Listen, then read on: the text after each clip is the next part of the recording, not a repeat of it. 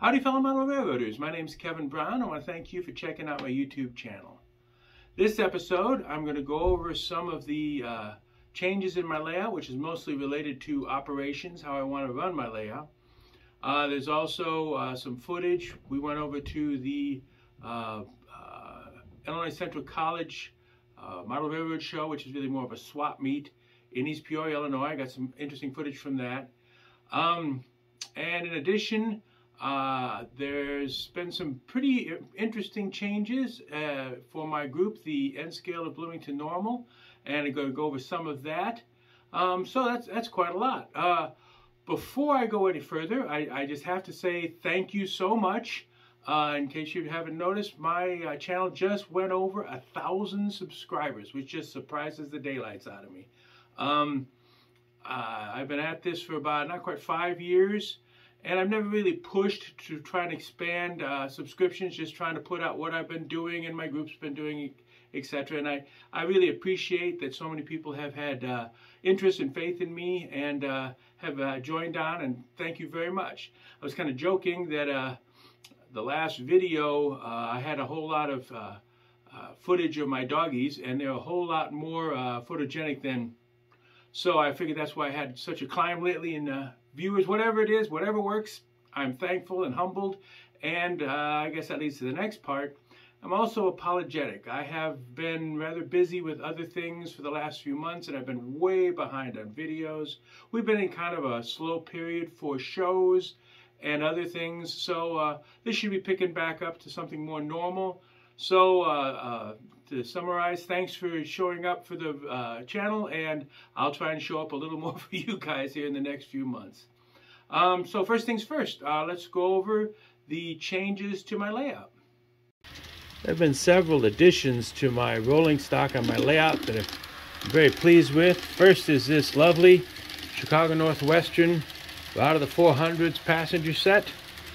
I didn't realize that they'd introduced those as early as they did, 1957. So that'll fit very nicely in with my layout. And here we go with the Chicago, Burlington, and Quincy Zephyr set. I've wanted that forever. And that is a lovely addition to the layout. And of course, last but not least, bringing up the rear, some Chicago, Burlington, and Quincy. They're called Graybacks. They're F3s in freight service, kind of speeding along. All these things add up to me having a better idea of what I want to do for operating my layout, and I'll explain here in a sec. Not only are the new trains really neat, but it also has a profound effect on the future of operations on my layout. I've always pictured my railroad, the Brownsville Terminal Railroad, as sort of a connecting road co-owned by several railroads. Well, now I have some of those other railroads defined. I already have the Gulf of Mobile in Ohio, because that's just what I do. And we've had the Rock Island come in last time with the transfer job. But now the other two railroads that are going to be actively involved in my layout are going to be the Chicago Northwestern, which I have a lot of history from. I went to school in central Iowa, and my first apartment, the Northwestern Main Line, was in my backyard. So I have quite an attachment to the CNW. And then as well, the Chicago, Burlington, and Quincy, the Q. Not so much of a personal connection there. They didn't come very near my place, but I really like the layout, or their railroad, and a lot of their stuff. So they're going to be the three railroads, that four I guess, that are part owners of the Brownsville Terminal Railroad. Now the beauty of this whole kind of scheme in my mind is I can just replace any one of these railroads. All I got to do is come up with a freight set and a passenger car set. So with the the craziness that is corporate America, you never know what's going to change on the layout. But for the moment, I'm very happy with these railroads and what they will do. Now, because I'm having so many other railroads coming in, I've been thinking about changing my schedule a little bit, and essentially have some trains go one way Monday, Wednesday, Friday, and the other way Tuesday, Thursday, Saturday. This gives me a much more varied operations scheme, and I think it'll make each time a little more different, more enjoyable. So all of that being said, with all this being integrated into the layout, that means I've got to change around quite a lot of our paperwork. So here's what I've been working on in that. Here are the changes to my operating sequence. On the left is the old one, which I just did. You can see it already had the transfer job on it. And on the right is the new one, which includes the alternating of the Q and Northwestern freight and passenger trains on Monday, Wednesday, Friday, Tuesday, Thursday for a variety of operating situations. So I've updated that. Over here, this is kind of on the left is what I'd really like to go to someday, and that is a timed, using fast time schedule. You can see, I think, a little more clearly that's the alternation of the Chicago, Burlington, Quincy, and Chicago Northwestern trains. So that's how that's going to work out. They'll eventually be all sorts of times put in on the left, and again, it's going to be a fast time system. On the right, I finally came up with a schematic of the railroad to try and make it easier for people who have never operated on it. So as you can see, it goes through the entire layout. I've added a new fictitious spot called Alton Crossing, and that's where the mile markers start. That's where the railroad starts measuring its distances. And you can see the mile markers, which actually is feet from where the staging yard starts. And it works out pretty good. And I was kind of thinking of about a 30-mile long railroad. So if any luck at all, that'll work out. It'll be subject to change, of course. And last but not least, what needed to be changed was my car card holders. Each of my trains comes with a holder like this. There's a gray card for the locomotive and what track it comes in and what, I think you can see through the glare, what staging yard it goes, what staging track it goes to, etc. First thing I had to do, my orders, which are on the back of every card, had to be updated. And the idea is that you give them this packet and has everything they need to be able to run the train. And I was a little behind on that, so I did that. And last but not least, because of the differentiation between the Chicago Northwestern and the Q trains, I had to give them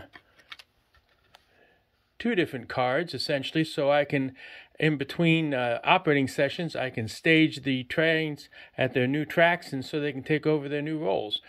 I'm really fired up how this is going to work. I look forward to seeing the varied operations it'll generate. So yeah, that's the paperwork I've been working on. So that's my progress so far, and the goal of getting multiple people down here to operate/play on my layout. So yeah, that's what I've gotten done so far. Now, I had the opportunity about a week ago to go to the Illinois Central College train show, which is really kind of more of a swap meet. I love going over there. I always have a good time. I took some footage, so I hope you enjoy what you see.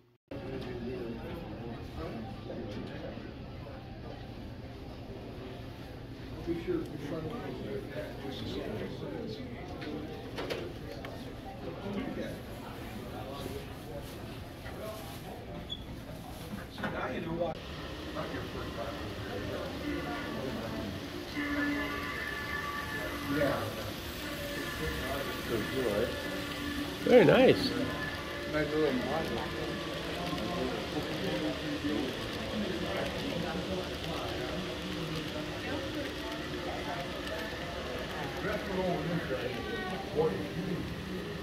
Make that one a cabin. The guy that runs it, he's going to send me some shows.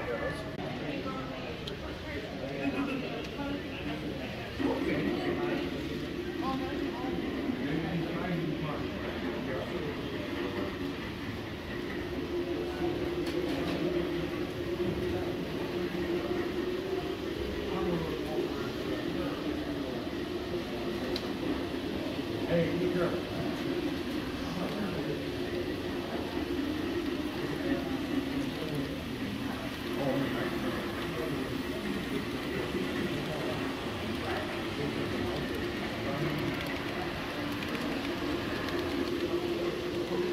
Pretty scenery.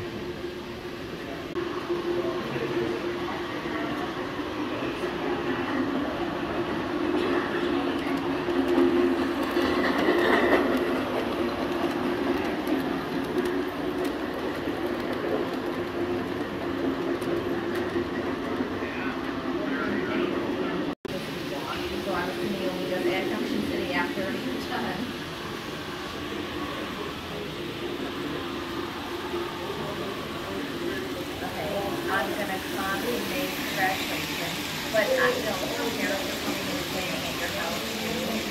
Like, I'll either just come for the day or sit at a hotel room, I think you don't have to twist. I'm going to break my hand and get my billfold out of my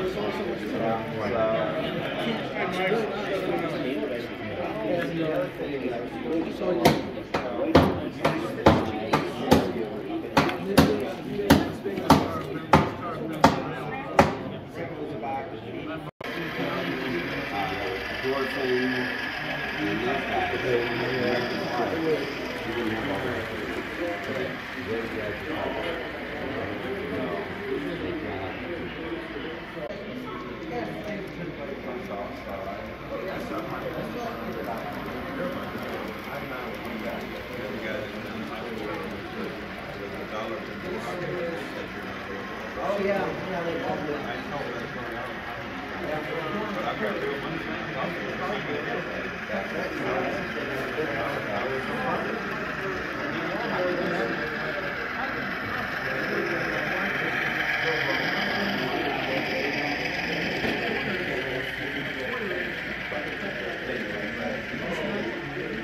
Here's my haul from the show. I didn't spend more than $10, I think, on any of these. I got 8 new freight cars, which is going to go a long way towards filling out the CB&Q freight. And I also picked up a nice, more era-appropriate Northwestern caboose. So, all in all, I got quite a lot of good stuff out of the ICC show. I always have a good time at the ICC show in East Peoria.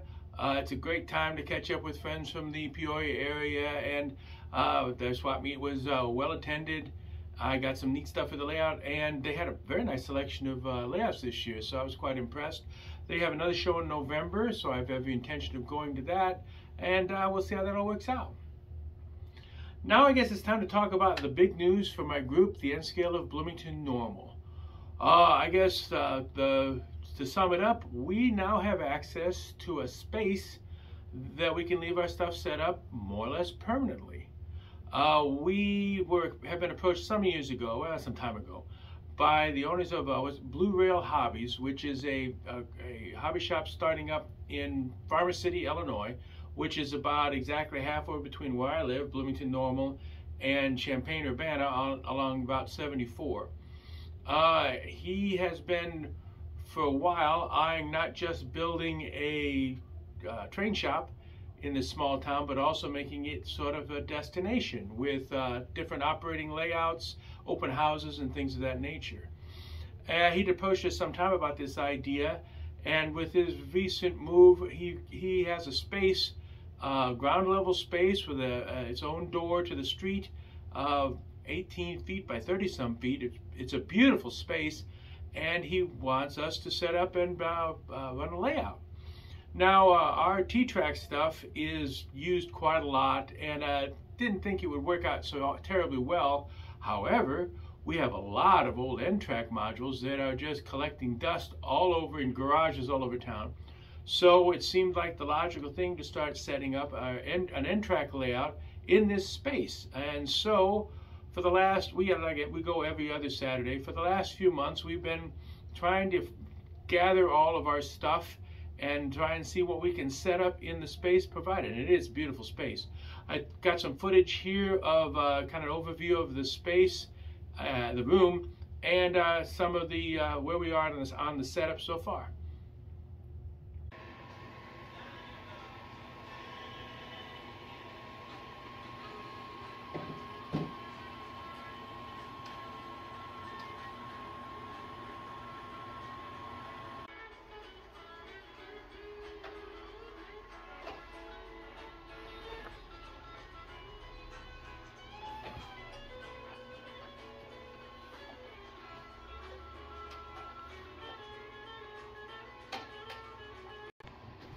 Here's our balloon section. You can see we've been putting a lot of work in on it. And that leads us into a big staging yard, which we've used for years. That is 16 feet long. That leads us into a series of, I think they're called transition modules, with extra tracks besides the traditional 3-track main line. And we got a lot of possibilities with that, I think, as far as for the future. And then over here we have more traditional modules, and it looks like we may be able to add on to that, and we still have to build the other balloon section over here somewhere. So we're making some progress. It'll be very impressive once it's up and running.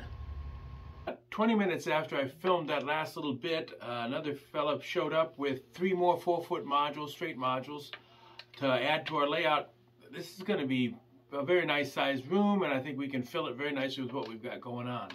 Now it's taking a lot of work. Some of these modules have needed a lot of work for years, and there was a changeover some years back from cinch Jones pins for connecting electrical connections to power poles, and some of these modules made that transition, some didn't. So we've got a lot of wiring to do, and we have to build another balloon section. We weren't expecting to put a dog bone sort of layout in there, but that seems to fit the space very nicely. We've got one of them practically done. So again, lots of stuff to do in the future. On the very bright side, we're very much hoping that this will be kind of a recruiting tool for our club, the N-Scale of Bloomington Normal. Almost every show we go to, people ask about us when they see what we've got set up and ask, well, where are you guys set up? And well, nowhere. So now we have a place, and we'll probably have regular open houses and stuff like that, something we can aim people to. And with any luck at all, like I say, we can recruit some new members, because frankly, we're getting a little thin. Just the act of moving those N-track modules over to Farmer City and trying to get them set up has been a monumental effort. We used to do that every weekend. I mean, so I am hopeful that this will be a big help for our group. Now, as far as other things with the N-Scale of Bloomington Normal, we have a couple shows coming up in Springfield, Illinois, March 12th. That's a 1-day show. I'm not going to be setting up any modules, but I'm hoping to go over and get some footage at least and, you know, shop. A couple weeks after that, Urbana, Illinois, the Urbana Train Show is March 25th and 26th. Hope to be there, set up. It's probably not going to be a big setup on our part, but I think that's we're going to try and use that as the first show where we can try and leverage our setup in Farmer City, which is actually as close to them as it is to us, and maybe get some interest from the Champaign-Urbana area. There's one more show on the schedule, that's Decatur, and it's scheduled for April 29th and 30th. And I say scheduled because it doesn't sound good. This may not happen. I'll know a little more by the time I do the next video.